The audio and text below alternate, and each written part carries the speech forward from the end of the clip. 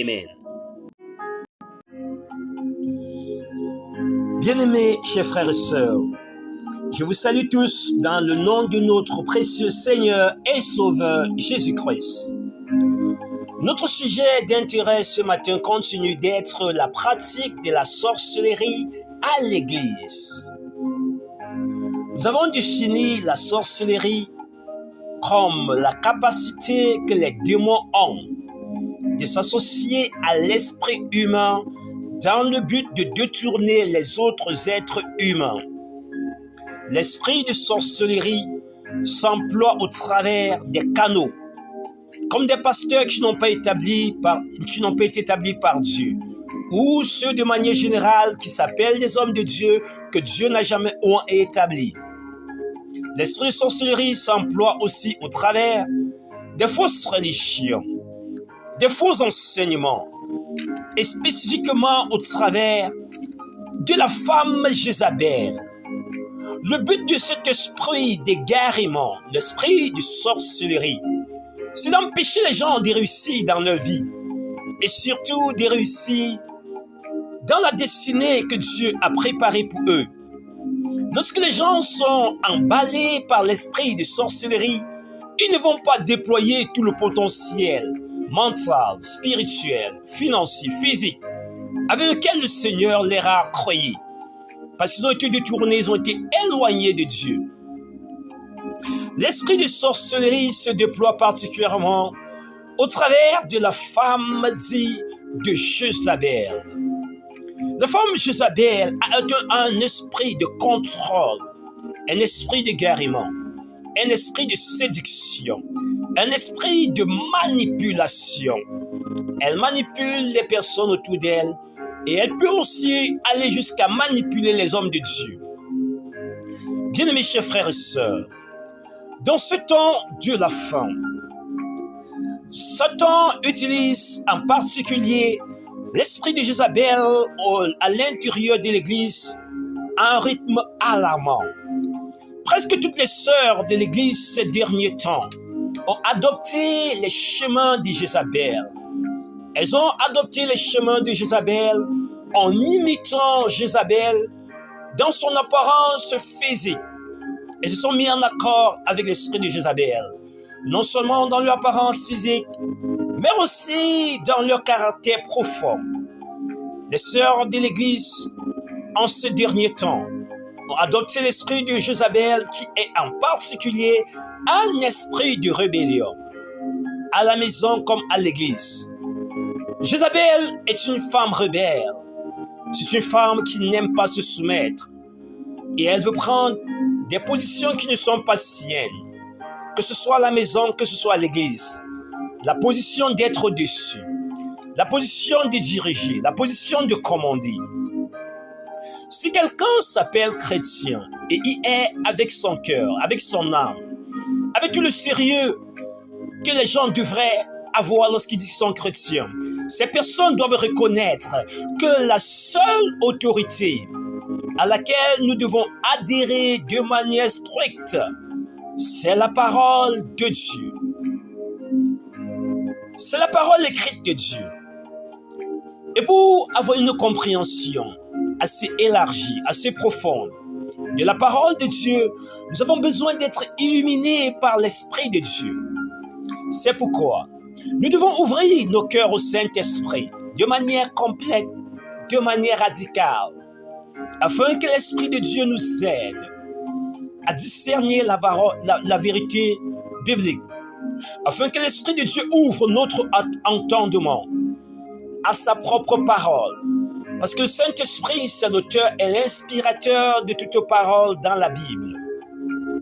C'est pourquoi je nous interpelle à nous dévouer à l'Esprit de Dieu et à demander à Dieu de tout notre cœur que son Esprit nous remplisse, que son Esprit moule notre entendement, pour que nous puissions non seulement comprendre les limites du mystère de la femme à l'intérieur de l'Église, mais que nous puissions de manière générale comprendre sa parole. Les femmes ont été créées par Dieu pour être en dessous et non par au-dessus. C'est pourquoi la position de la femme a été prise. La femme a été prise sur la côte de l'homme, en dessous de son bras. Parce que la femme a été prise dans cette position pour indiquer qu'en aucun cas, elle devrait être la tête de l'homme. Bien-aimés, chers frères et sœurs, la Bible reconnaît et établit aussi que la femme est un vase faible. Ce que la Bible dira dans 1 Pierre chapitre 3 et le verset 7.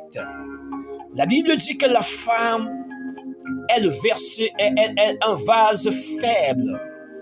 Et dans le livre de 1 Timothée chapitre 2, le verset 14, la Bible dit que ce n'est pas Adam qui a été premièrement manipulé, trompé par Satan, mais c'est la femme qui a été manipulée, qui a été trompée par Satan et est devenue une pécheresse. Étant donc donné que la femme est facilement manipulable, trompable, qu'elle est un vase faible, Satan veut en particulier utiliser cette femme. Il veut en particulier cette femme à cause de son nature faible et facilement manipulative. Et le Seigneur, étant aussi au courant de cela, a spécifiquement interdit à la femme d'exercer l'autorité over l'homme et aussi d'exercer l'autorité dans certains ministères. Il y a certains ministères de la parole de Dieu qui prédisposent ceux qui l'exercent à exercer de l'autorité sur leur audience. Ces ministères sont en particulier les ministères de la parole, comme le ministère de l'enseignement, le ministère apostolique ou encore un ministère d'enseignement. Dieu ne voudrait pas que la femme s'approche dans ces ministères au sein de son Église.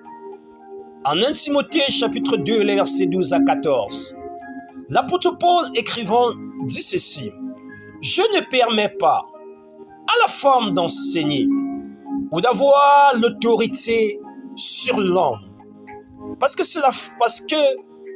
la femme a été formée d'Adam. La femme, Adam a été formé en premier, puis Adam. Les ministères qui prédisposeront la femme à avoir l'autorité sur l'homme. L'apôtre Paul a interdit à la femme d'exercer ses ministères. Mais certaines femmes animées par l'esprit de Jézabel, méprisant la parole de Dieu et ne voudront pas se soumettre aux recommandations de l'apôtre, diront que cette recommandation concernait l'église de Corinthiens exclusivement. Mais c'est contredit ce que l'apôtre Paul dit dans 1 Corinthiens 14 et le verset 33. L'apôtre Paul dit: « Dieu n'est pas un Dieu de désordre, mais c'est un Dieu d'ordre. » Et il dit que ce qu'il dit en 1 Corinthiens 14, verset 33, il le dit à toutes les assemblées de Dieu, que la femme doit rester en silence dans l'église. La Bible est tellement claire par rapport à cela.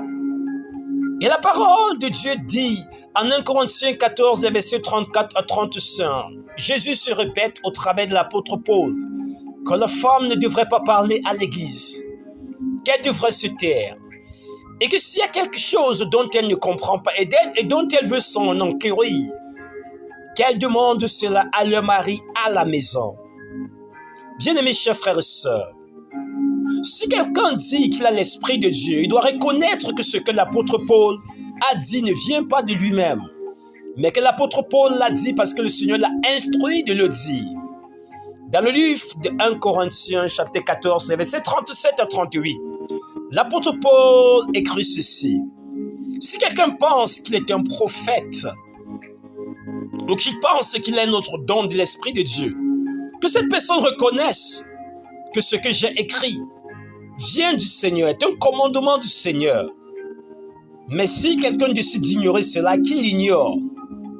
Aujourd'hui, l'esprit de Jézabel a décidé d'ignorer ce qui est écrit dans la parole de Dieu, dans les versets que nous avions cités. dans 1 Corinthiens chapitre 14, verset 34 à 38.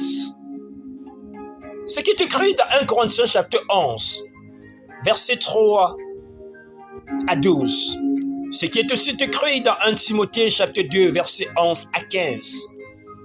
Certaines femmes, animées par l'esprit de Jézabel, ont décidé d'ignorer cette parole de Dieu et ont décidé par elles-mêmes d'exercer des ministères d'autorité, comme le ministère apostolique, pastoral ou d'enseignement. Pourquoi est-ce que la femme Jézabel insiste qu'elle doit exercer ce ministère? Dans l'audio qui viendra après cet audio, nous allons expliquer pourquoi la femme Jézabel s'entête à exercer les ministères d'autorité, où elle doit voir clairement l'autorité sur l'homme, contrairement à ce que la parole de Dieu recommande. Pourquoi est-ce que la femme Jézabel ne veut pas se soumettre à l'autorité de la parole de Dieu?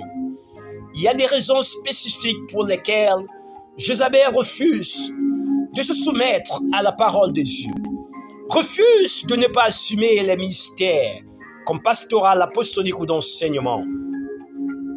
Bien-aimés chers frères et sœurs, je prie que le Seigneur dispose de ton cœur. Je prie que le Seigneur ouvre ton entendement, que tu comprennes ce qu'il a te dit au travers de ses enseignements. Au nom de Jésus-Christ. Amen.